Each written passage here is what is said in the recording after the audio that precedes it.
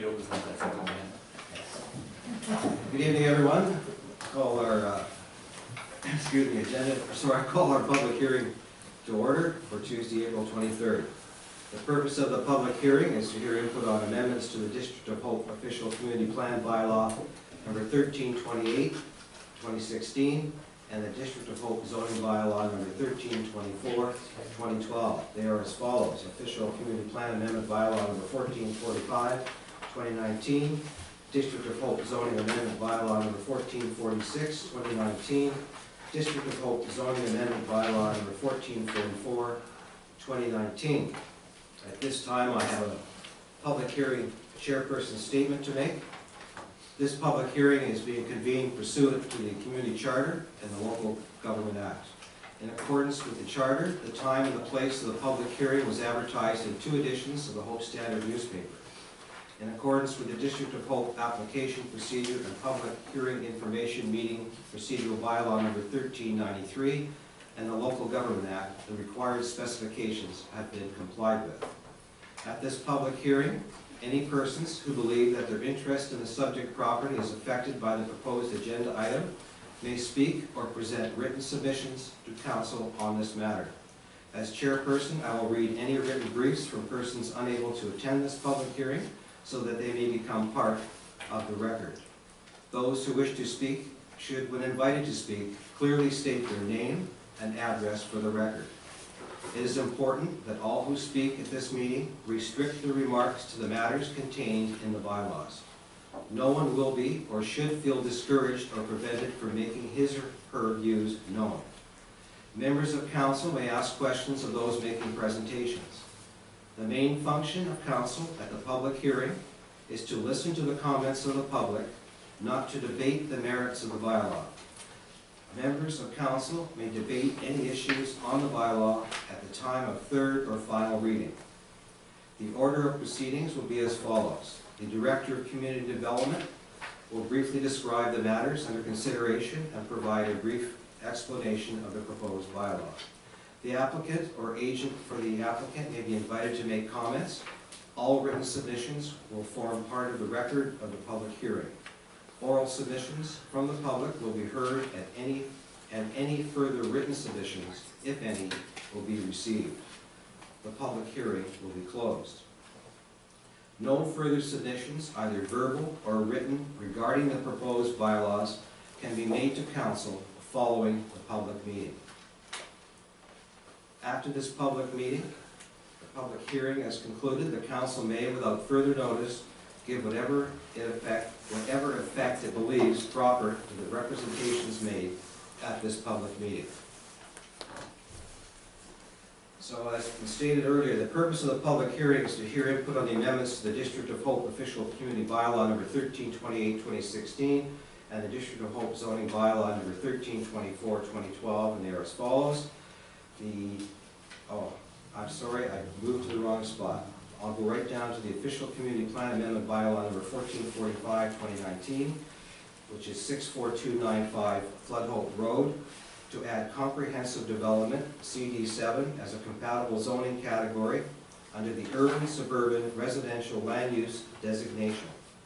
The District of Hope Zoning Amendment Bylaw number 1446, 2019, 64295 Flood Hope Road, to rezone the property at 64295 Flood Hope Road from single-family residential RS1 to comprehensive development CD7, to allow a multifaceted development consisting of compact single-family dwellings, multiple family dwellings, and a hotel, motel, or motor inn, and an accessory restaurant.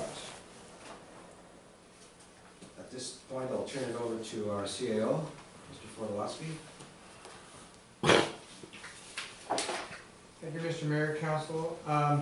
This is another potential positive development, and Mr. Gill is not here tonight, but instead we have Ms. Scoro, who would like to introduce the topic to you. Thank you, Your Worship. The first bylaws, 1445 and 1446, pertain to a parcel of land at 64295 Flood Hope Road, which according to BC assessment is 14.82 acres in size. The proponent plans on 3 main uses under this comprehensive development zone we are creating. The first portion will be a ground-oriented multifamily units and highway commercial use limited only to a hotel, motel, or motor inn is intended for the second use. And finally, the small portion of land to that west of that same parcel is to be RS2, which will purposely tie into the proposing neighboring lands at 64231 Flood Hook Road. And the developer or his agent is here tonight, Mr. Glenn Darenchuk, a weather engineer, will be here to speak if you have any questions. Thank you. Thank you, Ms. Goro. Has there been any submissions sent in, written? No, we have received no submissions. Thank you. Does anyone want to speak to this application? Anyone here tonight would like to speak to the application? I will. Please, go ahead. State your name and address to start with, please. My name's Rachel Tuck, 63605 Old Yale Road, in Silver Creek. And I'm sorry, I'm nervous, I'm not That's used to okay. these kind of presentations. Take your time. I hope I can make myself at least reasonably understood. My main concern is with cutting of the large forest, destruction of the large forest, unless it's absolutely necessary and definitely going to be used for multifamily dwellings and the things that our community needs. I've certainly seen in Silver Creek at least one large area that was approved for development where they cut down all the beautiful trees and now aren't going to do anything with it. And I know there's another area in Silver Creek that's sitting there. It's been logged long ago. It's got an old ex-restaurant sitting on it that would be perfect for some kind of development, but it's just sitting there empty. There's no trees to be cut down if that was going to be developed. So I'm just looking at ways to save some of the forests which are such an asset to our community. I know that we're getting a new hotel already up the Old Hope Princeton Highway. So I was wondering if the council and the staff know about the utilization of motels. Do we need another motel if we're going to be getting this 95 unit motel hotel up the road? And housing cost, the housing pressure from the lower mainland has slowed down a little bit. There's not as much coming in, and so with all of the housing developments that is on the books already so far that's been approved, at this point, are we really needing more development right now? Do we know what that trend is going to be? And I'm just hoping that we've got all of that information, because I'd hate to see these trees cut down if we're not going to use the land for something that's needed. I hope that's it. Thanks. Thank you for your presentation. Any questions from council? No. Is there anyone else who'd like to speak at this time for this particular bylaw? Thank you. One more time, anyone like to speak? Oh. Hi there. Hi. Glenn Darenchuk, weather engineering, 4665 Woodland Avenue. Just I want to make sure there was nobody else that had any concerns before coming up. So very quickly on the tree removal, once the process goes through further into development permits and subdivision, there'd be a commitment by the developer, to move forward, and there wouldn't be any tree removal until that point. So there's a lot of process to go through yet, subsequent to rezoning application. Substantial amount of the site is quite steep. Those areas would be left alone. They wouldn't be cleared, so only the developable areas would be cleared, and that would be in context with applications. So there'd be some destiny, I think, in terms of the development moving forward.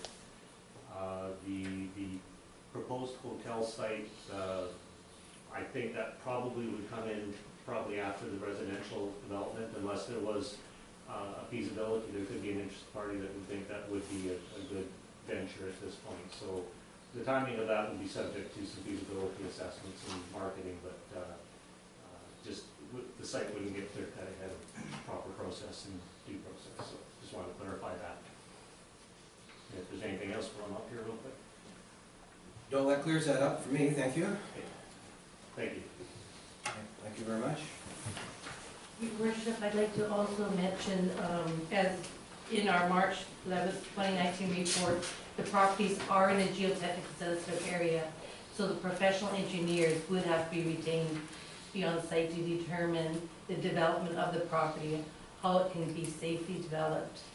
And if they determine, the specific trees have to stay or be removed or whatever, that would be their call. All right. Thank you. Moving on to the second one, the District of Hope zoning amendment bylaw number 1444, 2019, 64231 Flood Hope Road.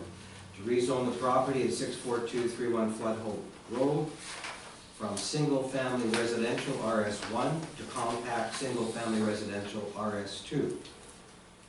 Over to you, Ms. Scoro, please. This parcel is right neighboring next door and is going to be part of the larger parcel, be butt right up against the RS2 portion of the property at 64295 Flood Hope Road. So they'll be butted up together, be one large comprehensive development. So it'll form part of that RS2 section. Is there any, Last page. any written submissions for this? Oops, sorry. No, we have received no submissions at all. All right, thank you. Would anyone from the public like to speak at this time with this bylaw? Zoning amendment? I just say, I have all the same issues with the first one. All right, thank you. Any questions from council? Councilor Erickson. Yeah, through you. I just have a question, I guess, for staff.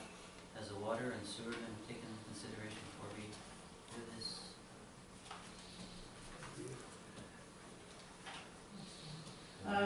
Yes, it has.